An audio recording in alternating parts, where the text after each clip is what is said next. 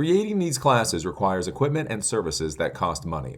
If you appreciate this education, please think about going to elithecomputerguy.com and offering a one-time or monthly recurring donation.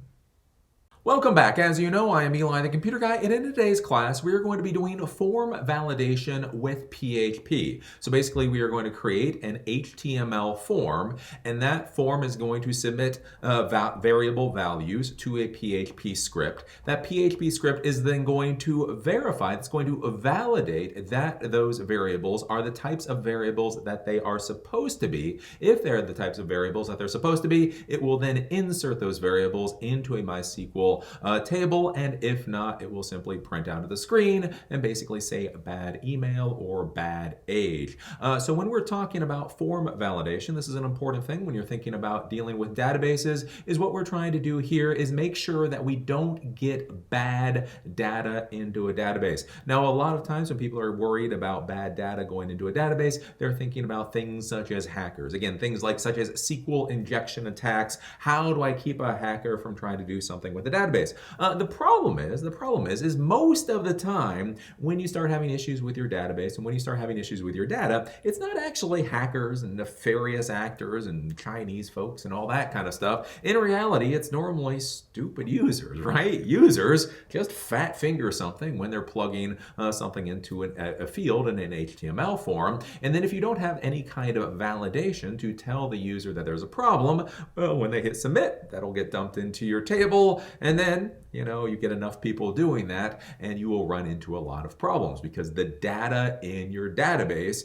will not be good quality data. And then if that's the case, your database isn't really that valuable anymore. So it is important to understand that what we're going to be doing today is we're simply going to be validating variables. So I did a class before talking about sanitizing variables. So that was where, let's say you want a string. So you want a name or you want an email address, something like that. Sanitizing a variable is where you use the filter_var function in order to go through and clean out anything that is not a normal string. So it cleans out tags, it cleans out any kind of escape, it cleans out any of those types of things. So if somebody is trying to submit a hyperlink using the name field, using filter_var and sanitizing the variable will clean out all of those tags. What we're going to be doing today, that's not what we're going to be doing today. We are simply going to be validating that the variables coming in look like what those types of variables are supposed to be. So in the example that we're going to be doing is we're going to be validating an email address. So an email address should be, the front name, it should be an @ sign, it should be the back domain name, .com, biz, info, something like that. So if somebody submits something that looks like that, that will then be able to be inserted into the database. If they insert something without the .com, org, biz, whatever else, it will fail out. If they submit something without the @ it will fail out. So basically all we're doing is we're validating that the variables that the PHP script is dealing with more or less look like they're supposed to look. The cool part with validation is, again, you can validate first off of ints. That's what we're going to be doing today for the age. You can validate off of domain names. You can validate off of email addresses. You can validate off of IP addresses. You can validate a lot of different types of variables. Again, so if you're going to be pumping this into a database, you can make sure at least the variables look like they're supposed to look. Again, that's an important thing to understand with security and dealing with your database. Is you have to have multiple levels of security in your infrastructure to make sure that the data and everything goes in is how it's supposed to be. So the validation is one way to do that. So you can sanitize the variables, you can validate the variables, you can do multiple steps to make sure that at the end of the day, the data going into your database is as good a data as you're going to get. So with that, let's go over to the computer and I can show you how this works. So here we are back at my lab environment. Again, I'm running Ubuntu Desktop 18.04 LTS. Any Ubuntu desktop that you're running should work for this particular project that we're doing. I am running this within a virtual machine and VirtualBox. I have this running on my MacBook Pro. In order to get the full LAMP stack on this Ubuntu desktop, I did use something called TaskSel, TaskSel. That's a tool within Ubuntu. With that, I was able to install a Apache, MySQL, and PHP. I have not modified any of the default configurations, php.ini, vhost, anything like that. Literally the only thing that I have done other than the default configuration is simply dump in a PHP folder within the Apache root directory, just so I have some place to dump all the scripts. So the first thing that we're going to do is we're going to go and we're going to take a look at our MySQL database like we normally do. So you go down to Show Applications, you go up to Search, you do Terminal, and you bring up your command prompt from here. Again, we do MySQL space -u, username is Bob, -p to ask for the password, enter, password is super secret, 123456. And now we're in our MySQL database server. From here, we're going to use our class DB. So if we go to Show Databases, we can see we have a number of databases here. Again, the database that we're going to be dealing with today is the class DB. Very important that you know what database and what tables you're interacting with. So since we know that, we're then going to do use class DB to drop into the class database. From there, we want to do show tables to see what tables that we are dealing with. And the table that we are going to be dealing with today is I have created this table called email signup. So basically, this is a very simple form. It's going to ask for a name, it's going to ask for an age, and it's going to ask for an email address, and then it's going to dump into this MySQL database table. So with this, we can do DESC, so describe email sign up. So we just know what this table looks like, hit enter. And so what we can see is we have an ID field. Again, this is just a primary key. It's an auto increment, just a unique ID for the table. Then we have name, that is text. Then we have age, that is an integer. And then we have email, that is also text. So very simple, 4 fields, 1 auto increment, 1 age, 2 text. From that, if we just wanted to go and take a look and see what records are already in here, we can do select all from email sign up, semicolon of course, and select all from. There we go. Hey, if you actually do the SQL statement right, it works.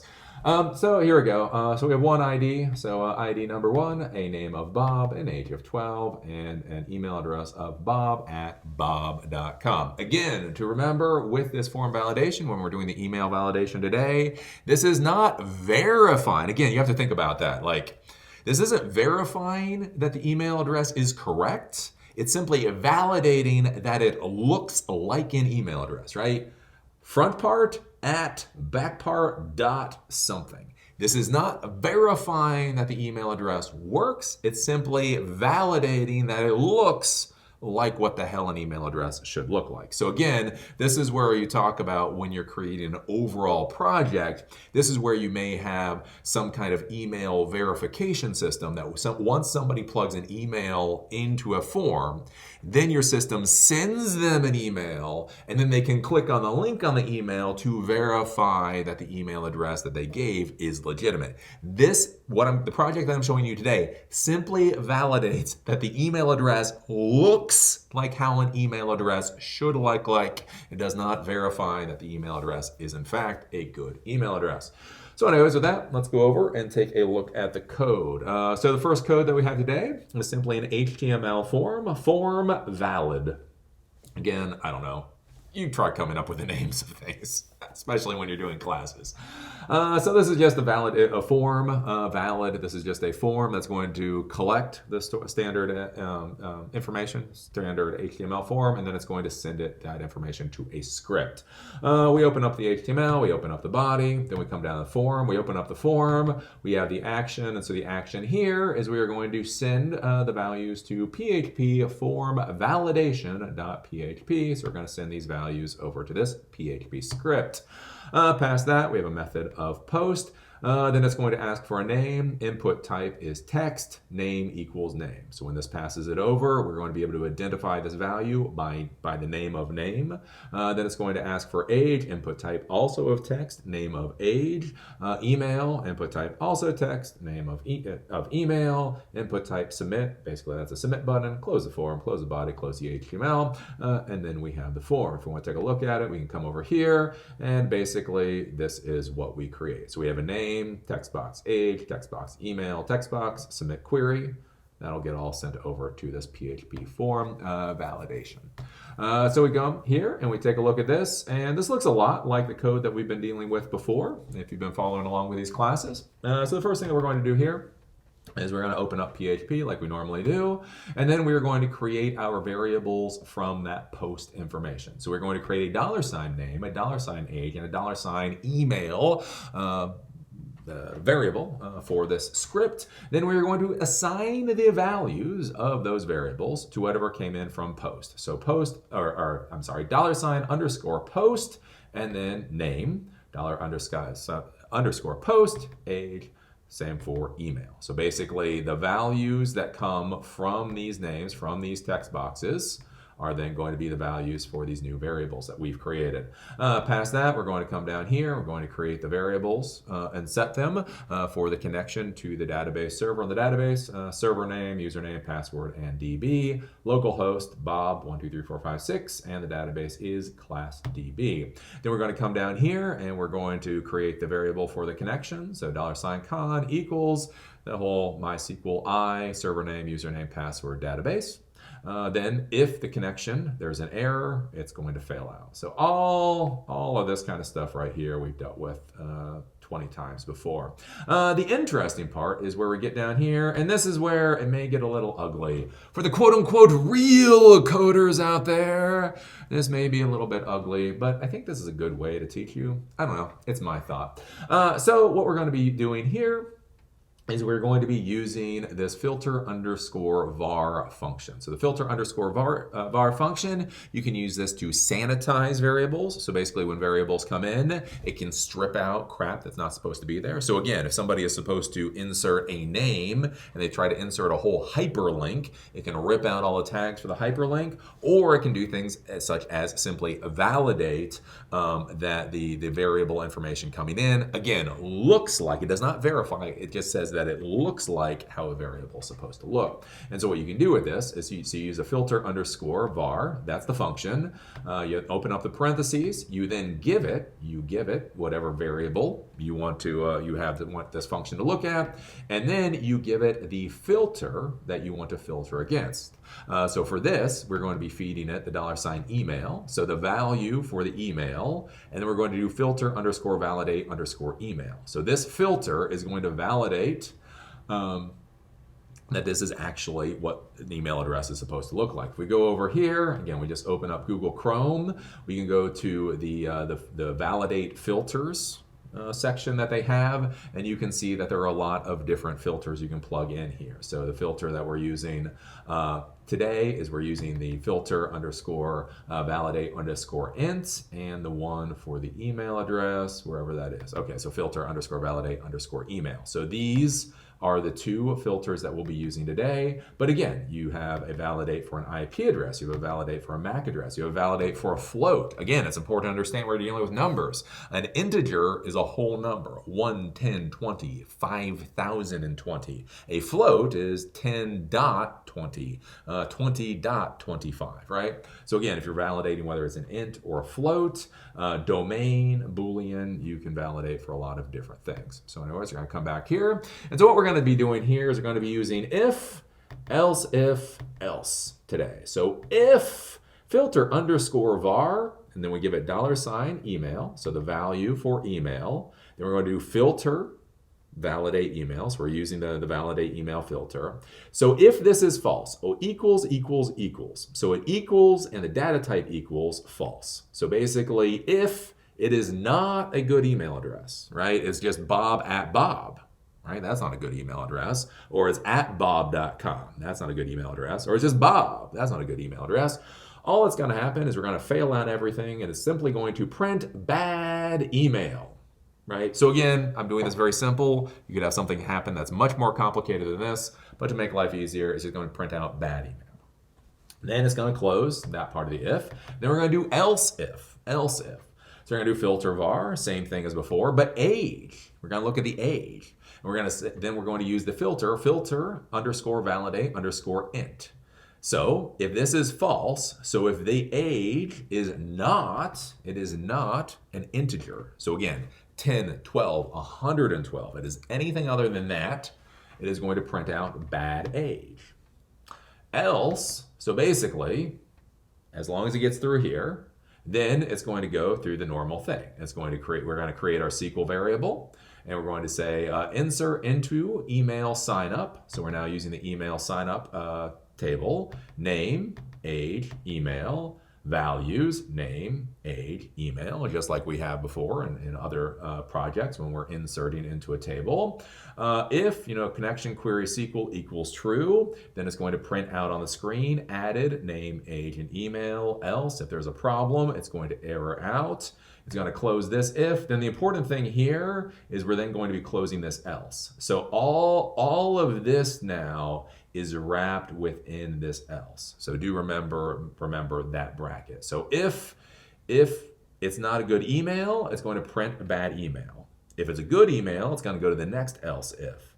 If it's a bad age, it's going to print out simply bad age. If it's a good age, then it's going to go to the else. The else is basically do the normal thing of insert into email sign up table, name, age, email, blah, blah, blah, print things out like normal. So when you're doing this, do remember these brackets here. This is how you decide to code it. We go over and we take a look at the actual form itself. So we can come here. So we can say name of Tim. Age of 22, email address of tim@aol.com, right? So this all looks normal. If I do hit submit query, added tim22, tim@aol.com. We go over to our MySQL database, select all from email sign up, and we can see that Tim has been added as the second ID. But what if we screw something up? So what if somebody fat fingers? So let's say with the age, somebody puts in Tim Stevenson, right? They're not paying attention to what they're doing, and they go, okay, it's first name, last name, whatever. So we hit submit query, and we can see it just fails out to that bad age. If we go back, they do the age properly. Again, they make Tim 12, and instead of putting Tim at AOL.com. What if they simply put, Tim@AOL? Then we hit submit query, and we see bad email because it does not look like an email address. So we come back here. Again, let's say we put in Sue. We make her 24 years old, and we can say Sue at notarealemail.com. Again, it's not a real email, but we're not doing verification. We're simply doing validation. Submit Sue 24 at notarealemail.com was added to our MySQL database. And so we can see that here. So basically all we're doing here with the form validation is we're using filter_var. This is the function. We're feeding it the value of whatever variable. We are then giving it the filter. So the email filter, the int filter, the float filter, the domain name filter, the IP address filter, the MAC address filter, any of these filters that you want to feed it. And basically, if right here, so what we're having to do here is if it's false, so basically if this is not if it's does not look like a valid email address, then you're going to print out bad email. It's going to go through there. If everything looks good, it's going to actually insert the values into the MySQL database table. So that's the basic project that we have today. That's how you can use filter_var to validate that variables look how they're supposed to look. So there you go. Now you have a basic understanding of how to do form validation with PHP. Now it is important to understand that you can do form validations with a number of different coding languages. Again, PHP is a back-end coding language. What this means is the variables, the data is sent to the PHP. It's sent to the server. Once it's on the server, the PHP code runs, and then the validation happens that way. A lot of the times, the way that people actually do validation in the real real world is they use a front-end scripting language such as JavaScript. So basically you can have JavaScript running in real time on the form, and that's where when you're typing into a field, you'll notice like the text will be red until it looks how an email address or something is supposed to look, and then it'll turn black. When you see something like that, that is JavaScript doing the form validation, is able to do that because that is actually running in real time on your web browser. So as you're inputting the information, it is able to read that in real time and then modify how the form looks based off of what is currently put in there. Using PHP for form validation, what has to happen is the data actually has to be sent to the server. The server uses the PHP script to parse the data that's been provided to it, the variables that have been provided to it. If those variables are not up to snuff, it then has to send back to the web browser some type of response. So what I showed you today honestly looks ugly as hell. It's ugly as hell, and it's not the way that I would do form validation in a production environment. So if I was actually creating some kind of email sign-up form that I was going to put out to the real world, I would come up with something that looks a hell of a lot better than this. But I just wanted to give you a basic example of how this works, and simply, printing out bad age or bad email is an easy way to do that. One of the things that you could do here is basically what you could do is you could reprint the form.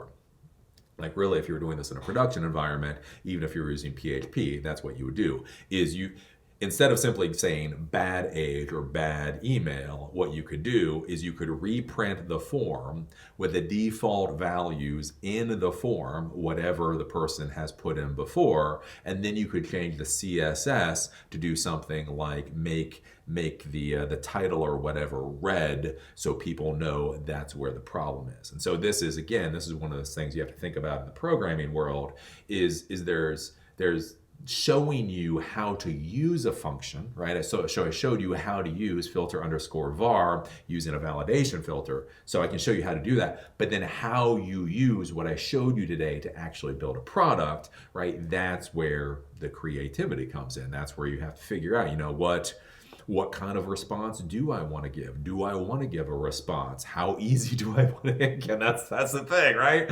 How much work do I want to do to make it easy for the end user? Unfortunately, way too many coders out there are really lazy.